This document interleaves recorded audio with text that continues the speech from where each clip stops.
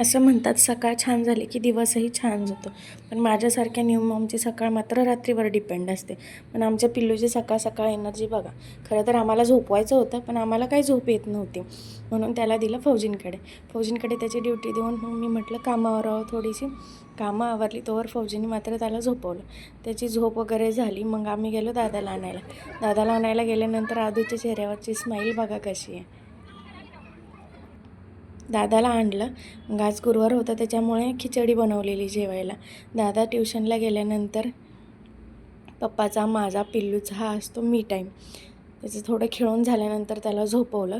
त्याची झोप होईपर्यंत मग म्हटलं निवांत पूजा आवरावी. पूजा केली. पूजा वगैरे केल्यावरती पिल्लू झोपलेला तोवर म्हणून परत थोडीफार घरातली कामं केली. पिल्लू झोपला की कामं पटापट आवरावी लागतात. मी स्वयंपाकाची तयारी केली. आज गुरुवार होता त्याच्यामुळे काहीतरी स्पेशल बनवावं लागतं गुरुवारचं. मग आज जेवणात बनवलेलं चपाती, पनीर, वरण भात आणि श्रीखंड. त्यानंतर रात्री एवढी बॅटरी डाऊन होते ना, तर असं संपवला दिवस. बाय.